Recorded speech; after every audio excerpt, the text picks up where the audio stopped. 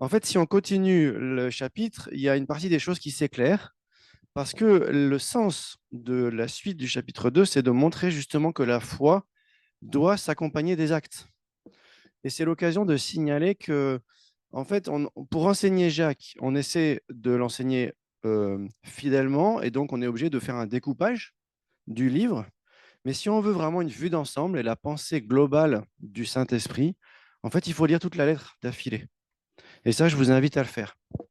Lire toute la lettre de Jacques. Alors, la lettre de Jacques, encore, ça va. C'est pas trop long. C'est plus difficile pour d'autres livres de la Bible. Je vous propose donc de lire ce que nous allons étudier ensemble. C'est Jacques 2, versets 14 à 26.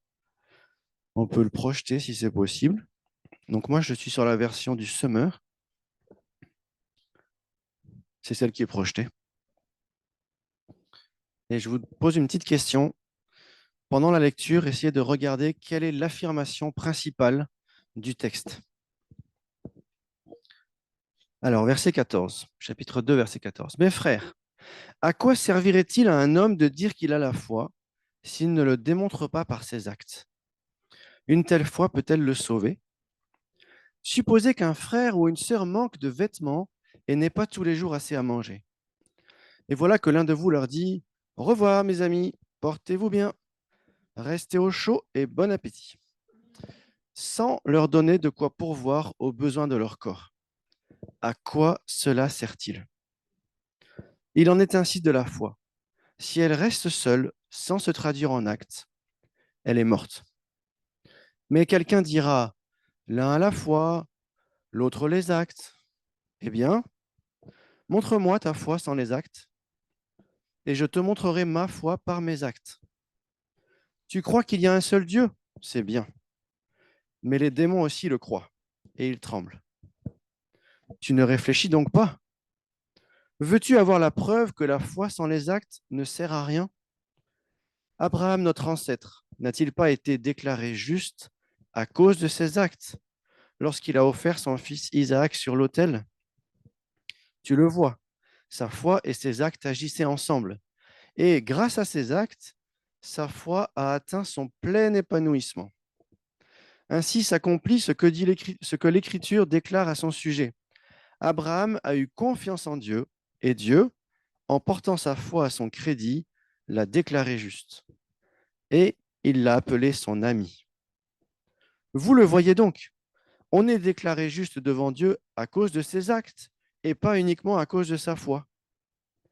Rahab, la prostituée, n'a-t-elle pas aussi été déclarée juste par Dieu à cause de ses actes lorsqu'elle a donné asile aux envoyés israélites et les a aidés à s'échapper par un autre chemin? Car comme le corps sans esprit est mort, la foi sans les actes est morte. Alors, quelle est l'affirmation principale du texte? Pardon? La foi et les actes, ouais. C'est écrit là. La foi sans les actes est morte. Ou elle est inutile, ça dépend à quel moment du texte, mais il y a 4 répétitions qui répètent, qui redisent que la foi et les actes doivent aller ensemble. Alors, on peut voir ça sous 2 angles, et ce sera mes 2 parties. La foi sans les actes est morte parce qu'en fait, c'est une fausse foi. La vraie foi s'accompagne d'actes. S'il n'y a pas d'actes, c'est que ce n'est pas la vraie foi. Et donc, il faut revenir à la véritable foi qui s'accompagne des actes. Ce sera ma première partie. Et le titre, ce sera Croyons au véritable évangile qui s'accompagne d'actes. Et puis la deuxième partie, c'est comme un encouragement. Si tu as la foi, ben, mets tes actes avec. La foi authentique s'accompagne des actes qui vont avec. Et là, il y a l'exemple d'Abraham et de Rahab, par exemple. Ça nous dit aussi que nous devons progresser dans notre mise en pratique de la foi. Et donc, ce sera ma deuxième partie. Mettons en pratique notre foi en Christ. Alors, d'abord, croyons au véritable évangile qui s'accompagne d'actes. En fait, ce texte, il se présente de manière négative. Il nous invite à rejeter la foi qui n'est pas accompagnée des actes. Rejetons la foi sans les actes. Alors, on peut définir la foi, mais ici, je pense que ce texte cite la foi avec une notion assez générale. C'est comme une croyance, c'est ce qu'on croit. Et là, ce que dit ce texte, c'est que la foi authentique s'accompagne forcément des actes qui vont avec. Une foi sans acte, c'est une foi fausse. Et le texte n'est pas tendre avec cette foi sans acte. Il y va franchement pour bien dénoncer cette façon de penser qu'on est disciple de Jésus-Christ, pour bien nous faire comprendre que non, c'est pas comme ça que ça peut marcher. Il ne peut pas y avoir la foi sans les actes. Alors, que dit le texte de la foi sans les actes? Au verset 14, qu'elle est inutile. À quoi ça sert si vous dites blablabla bla, bla, bla à vos frères et sœurs et en fait vous faites rien? Ça sert à rien. Et même plus loin que ça, au verset 14, elle ne sauve pas. Une foi ne peut pas sauver. C'est très sérieux et c'est très grave. Celui qui dit ah oui, oui, je crois, mais je ne pratique pas, en fait, il est en danger de mort.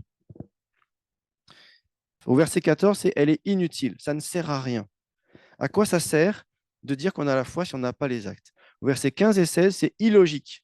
On dit quelque chose, on dit aux frères et sœurs, allez-y, portez-vous bien, tenez-vous au chaud, bon appétit, mais en fait, on ne fait rien. Ce n'est pas du tout logique. Et en fait, ça veut dire qu'on fait l'inverse de ce qu'on dit. On dit qu'on aime les frères et sœurs, mais en fait, on ne les aime pas. Sinon, ça se verrait dans nos actes. Au verset 18, elle est indémontrable. Je trouve que ça ressemble à un défi. Montre-moi ta foi sans les actes. Bah, c'est indémontrable s'il n'y a pas les actes. Elle est indémontrable. On ne peut pas savoir si elle existe vraiment. Et puis, à partir du verset 21, elle est incohérente avec les Écritures. Abraham et Rahab sont cités comme ayant démontré par leurs actes que leur foi était authentique. Je me suis fait une remarque, c'est quand on cite Abraham et Rahab, on a d'une certaine manière rassemblé un peu toute l'humanité. On a un homme juif, un exemple, euh, un homme riche, un homme béni de Dieu, un homme du peuple de Dieu. Et puis de l'autre côté, on a une femme euh, très peu connue, on connaît juste son prénom, d'un peuple non juif, femme de mauvaise vie. Et en fait, les deux ont mis leur foi en Dieu et ont démontré qu'elle était accompagnée d'actes. D'une certaine manière, il y a peu de gens qui peuvent dire je ne peux pas me retrouver ni en l'un ni en l'autre. Je pense que personne ne peut se retrouver ni en l'un ni en l'autre. Alors, vous avez peut-être remarqué, si vous connaissez bien la Genèse, qu'en fait, les épisodes de la vie d'Abraham sont cités dans l'ordre inverse. Il est d'abord cité le fait qu'Abraham était prêt à sacrifier son fils, et ensuite, il est dit qu'il avait eu foi en Dieu et que c'est par cette foi qu'il a été déclaré juste.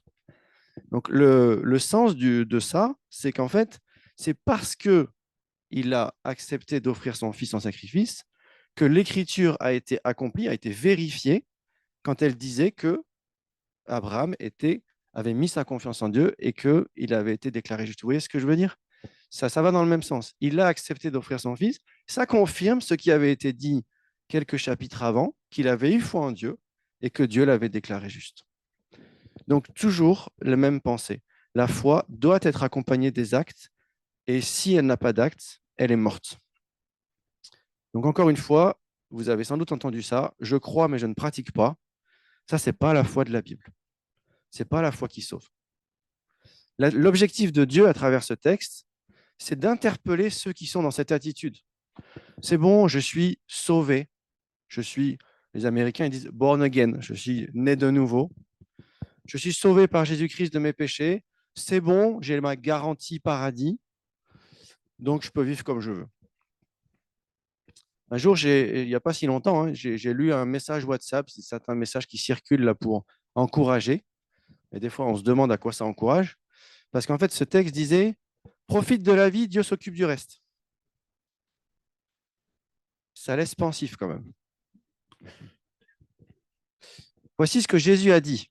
Pour entrer dans le royaume des cieux, il ne suffit pas de me dire Seigneur, Seigneur. Il faut accomplir la volonté de mon Père céleste. Alors, ce n'est pas cette foi-là qu'il faut croire, celle qui ne s'accompagne pas des actes. Ce qu'il faut croire, c'est l'évangile de Jésus-Christ, qui est le Sauveur et le Seigneur. Croyons à Jésus-Christ, le Sauveur et le Seigneur. Lorsque nous disons que Jésus-Christ est Sauveur et Seigneur, ça veut dire qu'il nous sauve et en même temps que notre vie lui est soumise. Et donc, s'il est le Seigneur, ça s'accompagne des actes d'une vie sous sa direction. Et si ces deux aspects de la vie du Seigneur et Sauveur ne sont pas ensemble, on n'est pas dans le véritable évangile. Alors ça peut prendre du temps. Moi, je peux dire que dans ma propre vie, à l'âge de 12 ans, j'ai accepté Jésus comme mon Sauveur, mais il n'était pas mon Seigneur. Et c'est, je pense, vers l'âge de 16-17 ans que je me suis rendu compte, en fait, qu'il n'y avait pas mieux que de vivre une vie avec Jésus comme Seigneur et que je me suis dit, je vais le mettre à la première place de ma vie. Mais si on n'a pas ces deux aspects-là, ce n'est pas le vrai évangile. Et en fait, c'est logique avec le véritable évangile. Alors, je voulais vous rappeler l'évangile. Jean-Daniel nous l'a rappelé à travers Luc.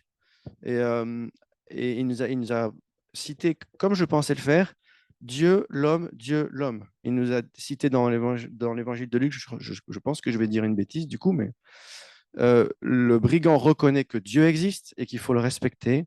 Il reconnaît qu'il est pécheur, donc Dieu et l'homme. Il reconnaît que Jésus est Dieu et que Jésus est innocent et qu'il meurt injustement. Ça, c'est ce que Jésus a fait. Et ensuite, il met sa foi en tant qu'homme, il met sa foi en Jésus. Dieu, l'homme, Dieu, l'homme. Alors moi, je le formulais de cette manière-là. Il y a plein de façons de le formuler. Dieu est le créateur tout-puissant. Toute vie, tout ce qui est bon vient de lui et il mérite louange et obéissance. Et puis l'homme s'est détourné de Dieu pour vivre à sa manière. Et à cause de ça, il est sous la colère de Dieu et la menace d'être séparé éternellement avec Dieu. Ensuite, Dieu a envoyé son Fils Jésus-Christ pour être notre Sauveur et notre Seigneur. Jésus a pris sur lui la colère de Dieu lorsqu'il était sur la croix. Il est mort à notre place, il a souffert affreusement, et il est ressuscité, il est vainqueur, il est vivant pour toujours.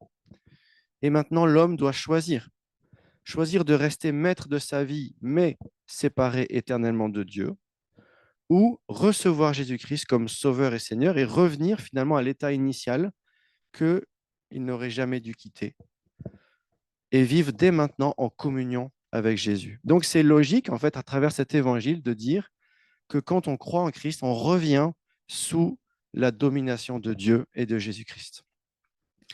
Et donc, on a cité les inconvénients, les défauts de la foi sans les actes, inutile, illogique, indémontrable, incohérente et morte. Et cette foi au Sauveur et au Seigneur qui s'accompagne des actes, elle est utile. Elle permet de recevoir le salut, elle permet d'échapper à la perdition. Elle est logique parce que si Jésus est le Seigneur, nous lui obéissons.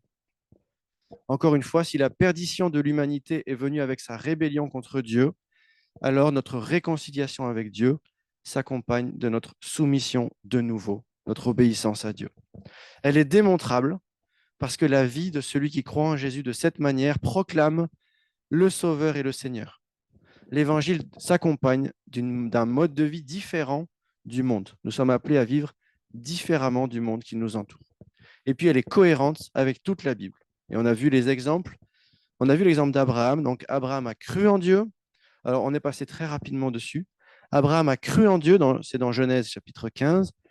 Et au Genèse chapitre 22, c'est écrit Dieu met Abraham à l'épreuve. Il vérifie pour qu'il soit connu publiquement que la foi d'Abraham est vraie. Et il lui dit, maintenant, tu vas prendre ton fils, ton unique Isaac, et tu vas me l'offrir en sacrifice. Et il l'arrête, bien sûr, avant qu'il le tue. Et il démontre à travers cela que la foi d'Abraham est vraie.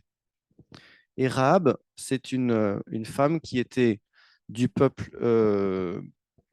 qui occupait le pays promis, enfin qui était dans le pays promis juste avant que le peuple de Dieu rentre. C'est dans Josué. Je vais la voir un peu plus loin.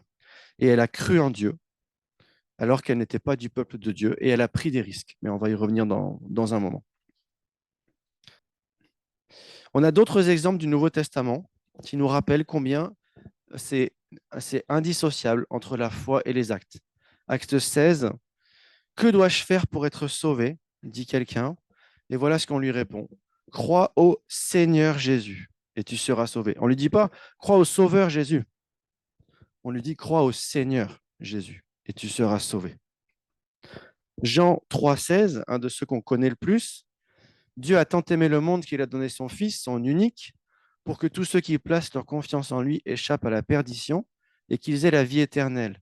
Et quelques versets plus loin, verset 21, dans le même paragraphe, dans la même pensée, celui qui a une conduite conforme à la vérité vient à la lumière pour qu'on voit clairement que tout ce qu'il fait, il l'accomplit dans la communion avec Dieu.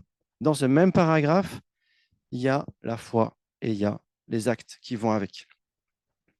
Et puis Éphésiens, j'aime beaucoup celui-là, Éphésiens chapitre 2, versets 8 à 10, c'est par la grâce que vous êtes sauvés par le moyen de la foi. Cela ne vient pas de vous, c'est un don de Dieu. Ce n'est pas le fruit d'œuvres que vous auriez accompli. Personne n'a donc de raison de se vanter. Ce que nous sommes, nous le devons à Dieu. Jusque-là, c'est la foi. Car par notre union avec le Christ Jésus, Dieu nous a créés pour une vie riche d'œuvres bonnes qu'il a préparées à l'avance afin que nous les accomplissions. Sauvés par la foi pour mettre en œuvre les bonnes œuvres que Dieu a préparées à l'avance. Et donc la foi en Jésus-Christ, Sauveur et Seigneur, elle est vivante. Alors je passe rapidement sur une remarque. Certains opposent l'enseignement de Paul et l'enseignement de Jacques. Ils disent qu'il y a une contradiction. Paul dit, vous êtes sauvés par la grâce, par le moyen de la foi. Et Jacques dit au verset 24, on est déclaré juste à cause de ses actes et pas uniquement à cause de sa foi. Vous voyez la contradiction? Mais à mon avis, ça nécessite de sortir ce verset 24 de tout le contexte. Parce qu'on a vu que tout ce contexte, tout ce paragraphe nous montre en fait que la foi authentique s'accompagne d'actes. Et que s'il n'y a pas d'actes, eh ben, c'est que la foi est fausse. Donc pour moi, et pour d'autres, hein, bien sûr, Paul et Jacques abordent la foi sous deux angles différents et complémentaires. Paul s'adresse à ceux qui disent « je peux accéder à Dieu par mes propres efforts ». Et Paul leur dit « non, ce n'est pas comme ça que ça marche. Vous êtes sauvés par la foi, ça ne vient pas de vous. » Et Jacques, lui, il s'adresse à l'inverse, à ceux qui disent ah, c'est bon, une fois que j'ai cru, je vis ma vie à ma manière. Et Jacques, il dit ah non, non, c'est pas comme ça que ça marche. Si tu as la foi, tu dois avoir les œuvres qui vont avec. Sinon, c'est que tu n'as pas été déclaré juste par Dieu, c'est que tu n'as pas été sauvé. Pour le formuler autrement, la foi chrétienne fait de nous des pratiquants et non des sympathisants. Alors, je voudrais m'arrêter un instant, 1 ou 2 minutes de silence pour réfléchir. Au verset 18, il est écrit « L'un la foi, l'autre les actes. Eh bien, montre-moi ta foi sans les actes, et je te montrerai ma foi par mes actes. » Les actes révèlent la foi. C'est-à-dire qu'en fait, notre vie concrète montre ce que nous croyons réellement. Et nous sommes tous pareils. En théorie, nous croyons des choses, et puis des fois, en pratique, c'est différent. Et je voudrais juste qu'on s'arrête un instant et qu'on réfléchisse à la dernière semaine qui s'est passée et qu'on se mette à l'écoute de Dieu. Qu'est-ce que cette dernière semaine qui s'est passée me montre sur ce que je crois vraiment? Je m'arrête juste 1 minute.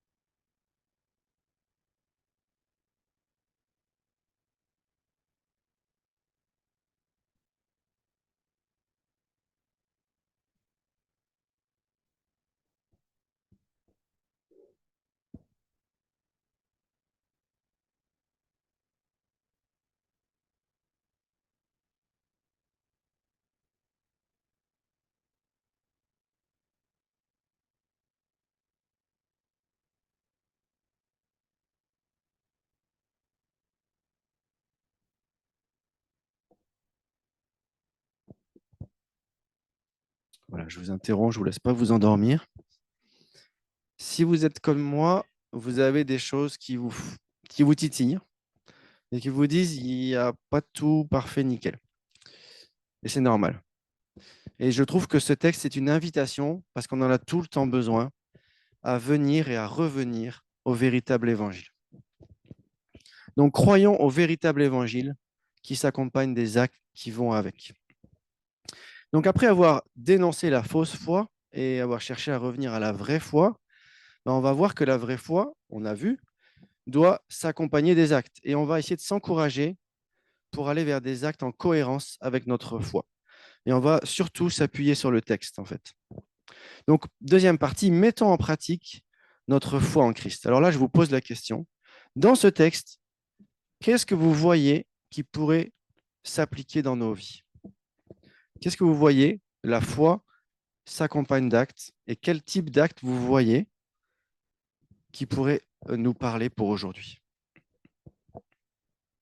Alors, on va parcourir ce texte. Vous n'avez pas mon privilège d'avoir passé quelques heures sur les versets. Premièrement, pratiquons l'amour les uns pour les autres. Dès le verset 15, l'auteur prend le contre-exemple d'un amour en parole qui ne se traduit pas en actes. Au revoir mes amis, portez-vous bien, restez au chaud, bon appétit, et puis débrouillez-vous en fait. Que notre amour ne se limite pas à des discours et à de belles paroles, mais qu'il se traduise par des actes accomplis dans la vérité. C'est un autre auteur biblique qui dit ça. Et l'amour les uns pour les autres, c'est en fait notre marque de fabrique, entre guillemets, dans l'Église, en tant que disciples de Jésus-Christ. Jésus lui-même a dit, c'est à ceci qu'on connaîtra que vous êtes mes disciples, à cause de l'amour entre vous. Et puis, aimer notre prochain comme nous-mêmes, c'est le deuxième plus grand commandement d'après le Seigneur Jésus lui-même. Donc, pratiquons l'amour. Non pas aimons, mais pratiquons l'amour. L'amour, c'est une pratique autant, voire plus que des émotions. Deuxièmement, alors je l'ai formulé comme ça, soyons entièrement impliqués dans notre foi en Christ. Alors là, je voudrais m'arrêter un instant sur ce verset 19. Tu crois qu'il y a un seul Dieu, c'est bien, mais les démons aussi le croient et ils tremblent. Pas si facile en fait ce verset. Je le comprends je pense qu'il y a deux façons de le comprendre. Les démons croient qu'il y a un seul Dieu, entre guillemets, eux aussi, et entre guillemets, eux au moins, ils tremblent.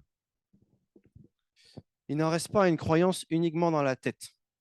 Ceux qui croient dans leur tête, ils le ressentent. Alors nous, en Occident, on dirait dans leur cœur. Et dans la pensée juive, on dirait ils le ressentent dans leur tripes. Parce que le cœur, pour les juifs, c'est le centre névralgique de tout l'être. Ce n'est pas les émotions. C'est là où on décide. Ça, c'est une première façon de comprendre. Ce qu'ils ressentent est en cohérence avec ce qu'ils pensent. Il n'en reste pas juste à quelque chose d'intellectuel. Une deuxième façon, les démons croient qu'il y a un seul Dieu et ils tremblent. Et pourtant, dans leurs actions, ils luttent contre Dieu. Ils sont opposés à Dieu. Ça veut dire qu'on peut croire toute une liste de choses vraies à propos de Dieu sans que Dieu soit le maître de notre vie. Et en fait, finalement, après avoir réfléchi à ça, je pense que je me positionnerai plutôt dans cette deuxième façon de penser. Parce que tu crois qu'il y a un seul Dieu. Il y a plusieurs commentaires. Enfin, moi, j'ai lu un commentaire et je rejoins ça. Je pense que c'est une allusion. Un jour, on a demandé à Jésus, c'est quoi les plus grands commandements? Et voilà ce que Jésus a répondu. Le plus grand commandement, c'est celui de Deutéronome 6. Écoute Israël, le Seigneur est notre Dieu, il est le seul Dieu. Je pense qu'en fait, c'est une allusion. Tu crois qu'il y a un seul Dieu, c'est une allusion à ça.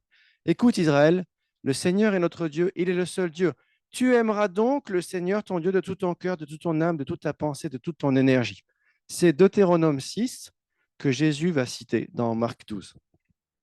Et les démons, c'est l'exemple opposé. En fait, ils savent des choses sur Dieu, ils savent des choses vraies sur Dieu, ils savent qu'il est le seul Dieu, ils savent que Dieu est tout-puissant, ils tremblent devant lui, mais ils sont ses ennemis. Alors, ce n'est pas ça qu'on est appelé à vivre. On est appelé à vivre quelque chose de cohérent dans notre cœur, dans notre âme, dans notre pensée, dans toute notre énergie, c'est-à-dire en fait dans tout notre être. C'est pour ça que je l'ai formulé comme ça. Soyons entièrement impliqués dans notre foi en Christ, que tout notre être soit entièrement impliqué dans notre foi en Christ. Troisièmement, faisons des sacrifices à cause de notre foi en Christ. Ça, c'est l'exemple d'Abraham. Alors, c'est un exemple absolument extrême. Abraham était prêt à offrir son fils Isaac en sacrifice parce qu'il pensait que Dieu allait le ressusciter. C'est un exemple extrême. Et la question que je nous pose, c'est quel sacrifice est-ce que je suis prêt à faire à cause de ma foi en Christ? Et là, je ne parle pas de sacrifier des enfants. Mais je parle des choses qui nous sont chères, qui me sont chères. Est-ce que je suis prêt à les sacrifier? Est-ce qu'il y a quelque chose que je ne suis pas prêt à sacrifier? Ça veut dire qu'elle me paraît plus importante que Christ. Ou autre question, je me les pose à moi-même autant qu'à vous, hein. Quel sacrifice est-ce que j'ai fait ces derniers temps pour la cause de Christ? Et puis, prenons des risques à cause de notre foi en Christ. Ça, c'est ce à quoi me fait penser Rahab. Donc, Rahab, c'était une femme prostituée. Et en fait, quand Moïse a envoyé des espions à Jéricho, merci, elle les a accueillis. Et elle leur a dit ça. Elle a dit, je sais que l'Éternel vous a donné ce pays. En effet, c'est l'Éternel, votre Dieu, qui est Dieu en haut dans le ciel et ici-bas sur la terre. C'est Josué chapitre 2. Elle croyait des choses sur Dieu. Et sa foi s'est accompagnée d'une prise de risque. Elle s'est dissociée de son peuple, de sa culture, et en fait, elle a mis en jeu sa propre sécurité. Si elle avait été découverte, elle était une traître. Dans une guerre, les traîtres, en général, on ne leur fait pas de cadeaux. Et à l'inverse, elle pouvait aussi, par erreur, être tuée par l'armée d'Israël au moment de la conquête. Et donc, il y a eu un stratagème qui a été développé pour lui sauver la vie. Donc là aussi, c'est un exemple extrême. Nous avons rarement à vivre ces choses-là, nous, ici en Occident. Ailleurs, oui, ne serait-ce qu'en Corée du Nord, par exemple. Se déclarer pour Jésus, ça veut dire probablement qu'on n'entendra plus jamais parler de vous. Et ça me pose une question que je vous pose aussi. Quel risque est-ce que je suis prêt à prendre pour la cause de Christ? Quel risque est-ce que j'ai pris récemment à cause de ma foi en Christ? Alors, certes, on ne prend pas les mêmes risques, mais des fois, peut-être que si on se déclare publiquement pour Jésus-Christ, ça peut changer le regard des autres sur nous. Ça peut, peut-être, si on fait des choix qui ne sont pas ceux de notre monde, ça peut changer, je ne sais pas, peut-être notre carrière. Ça peut changer nos finances, sûrement. Ça peut changer pas mal de choses dans notre vie. Pour aller un peu plus loin, je vous invite pour la deuxième fois à relire toute la lettre de Jacques, parce qu'il me semble que là, le paragraphe d'aujourd'hui, c'est vraiment le cœur de ce que Jacques veut enseigner. C'est vraiment le sens principal de sa lettre, l'objectif principal de sa lettre, c'est amener les chrétiens à avoir une vie cohérente entre leur foi et leur pratique concrète.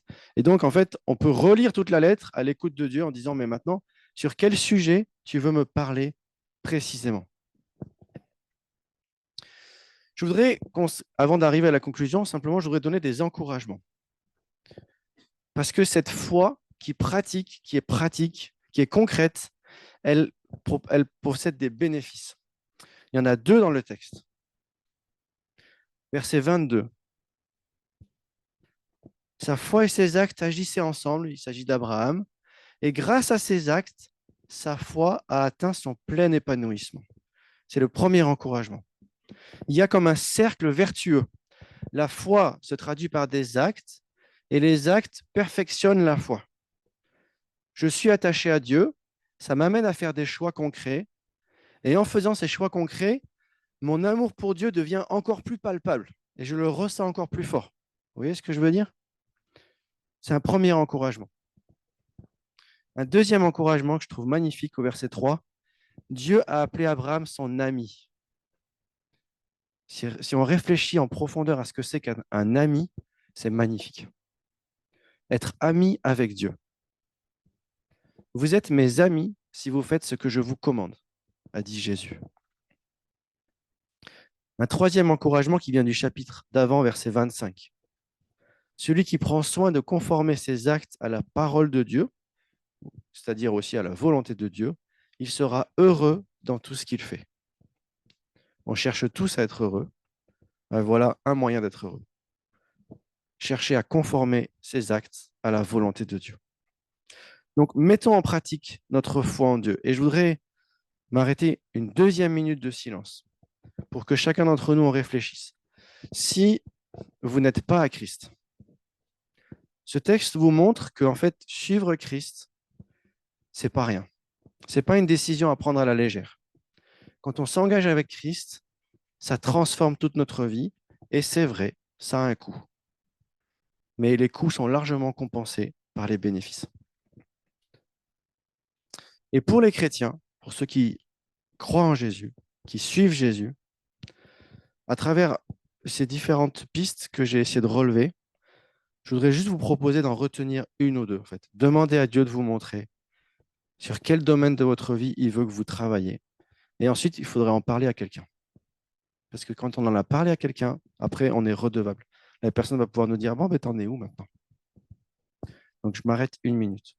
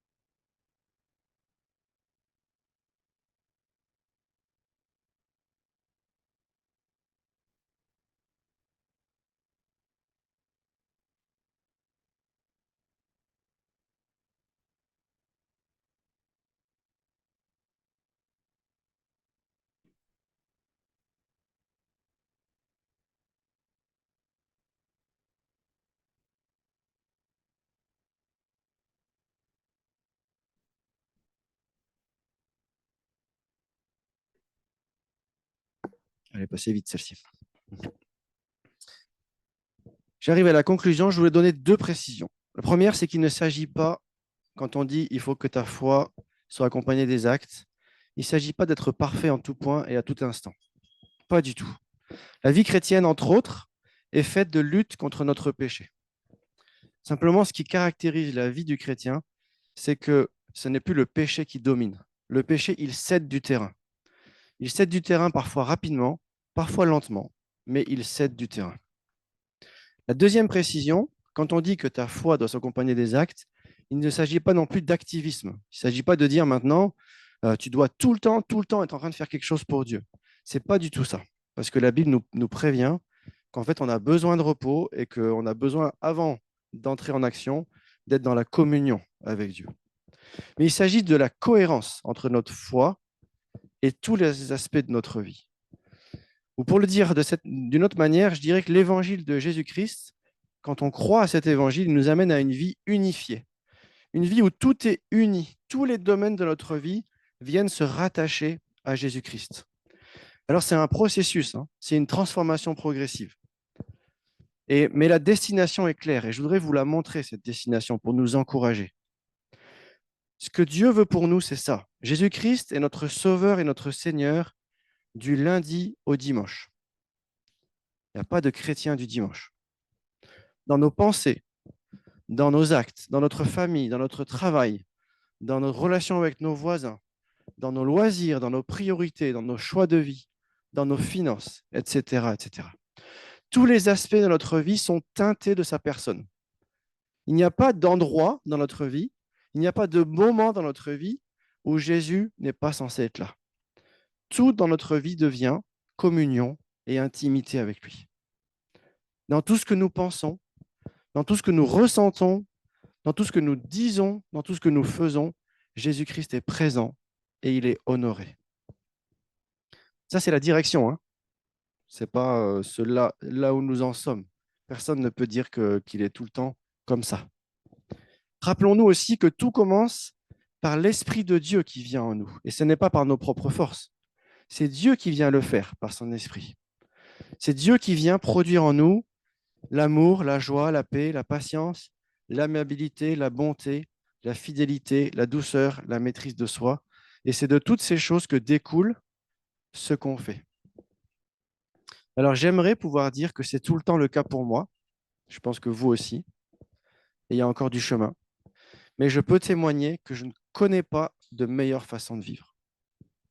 C'est vraiment merveilleux quand je peux dire, j'ai passé une journée ou une bonne partie de la journée où j'ai senti que j'étais dans la présence de Dieu à chaque instant. Et puis pour finir, ce que nous attendons, c'est le retour de Jésus-Christ qui vient bientôt et qui vient restaurer toutes choses. Et en fait, l'éternité que nous passerons avec lui, ce sera ça. Ce sera vivre de cette manière bienheureuse, à chaque instant, dans sa présence, dans sa communion, dans tous les aspects de notre vie.